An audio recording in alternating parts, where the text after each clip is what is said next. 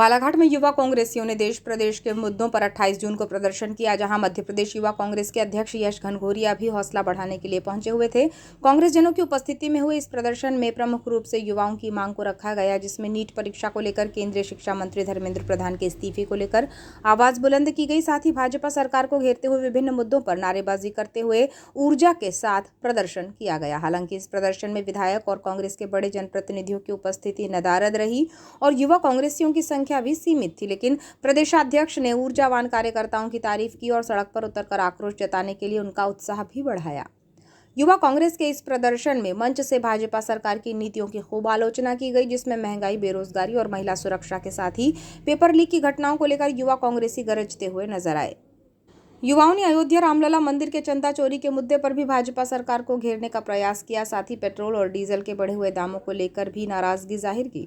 वरिष्ठ कांग्रेसी जनों ने युवाओं में जोश भरते हुए कहा कि जब भी प्रदर्शन होता है तो युवा कांग्रेस आगे रहती थी। उस उत्साह को बनाए रखना है और देश हित और लोकतंत्र को बचाने के लिए आवाज बुलंद होती रहनी चाहिए। इस दौरान युवा कांग्रेसी हाथों में तख्ती लेकर महंगाई, मूल्य वृद्धि और नीट पेपर लीक सहित अन्य मुद्दों को लेकर नारेबाजी करते हुए प्रदर्शन करते नजर आए। ये धरना प्रदर्शन लगभग 3 घंटे चला और मध्य प्रदेश युवा कांग्रेस अध्यक्ष यश घनघोरिया, जो पूर्व मंत्री लखन घनघोरिया के पुत्र हैं, उनके पहुंचने पर अगवानी की गई और सूत की माला से उनका आत्मीय स्वागत किया गया।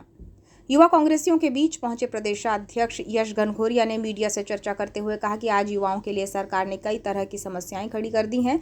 लगातार पेपर लीक हो रहे हैं। नीट, जो सबसे बड़ी परीक्षा कहलाती है, उसकी तैयारी लगन के साथ एक बच्चा करता है और माता पिता भी जीवन भर का संघर्ष उसमें लगा देते हैं। चिंता का विषय है, इसे लेकर सरकार गंभीर नहीं है। उन्होंने कहा कि केंद्रीय शिक्षा मंत्री धर्मेंद्र प्रधान को इस्तीफा देना होगा। सरकार छोटी मोटी कार्यवाही करके बच नहीं सकती है। हमारी मांग है कि जवाबदेही तय होनी चाहिए। जब तक शिक्षा मंत्री का इस्तीफा नहीं होगा, युवा कांग्रेसी सड़क पर उतरकर इस सरकार का विरोध करते रहेंगे। आयोजित धरना प्रदर्शन में वरिष्ठ कांग्रेसी उम्मीद लिल्हारे, रहीम खान, अनिल सोनी, धर्मेंद्र कुरेल, भूरू पटेल, दयाल वासनिक सहित बड़ी संख्या में युवा कांग्रेसी उपस्थित रहे।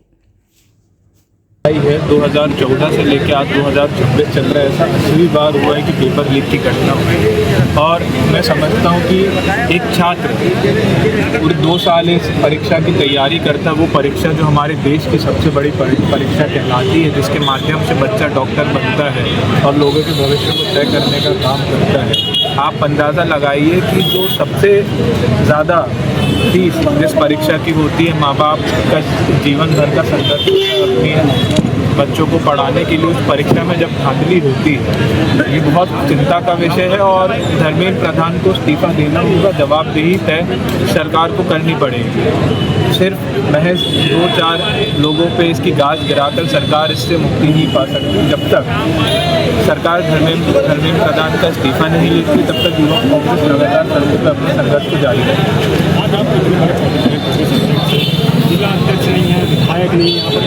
निश्चित रूप से हमारा धरना प्रदर्शन पिछले 3 घंटे से लगातार चल रहा है। अभी हमारे तीनों विधायकगण यहाँ पे थे, अभी हमारे बीच में आने वाले हैं, तो लगातार हमारा संघर्ष चल रहा है और निश्चित रूप से आप अंदाज़ा लगाइए, अपनी चिलचिलाती धूप में हमारे साथी बैठे हैं और पूरे प्रदेश में हमारी इस लड़ाई को लड़ रहे हैं, तो इसमें कोई भी प्रश्न उठता नहीं।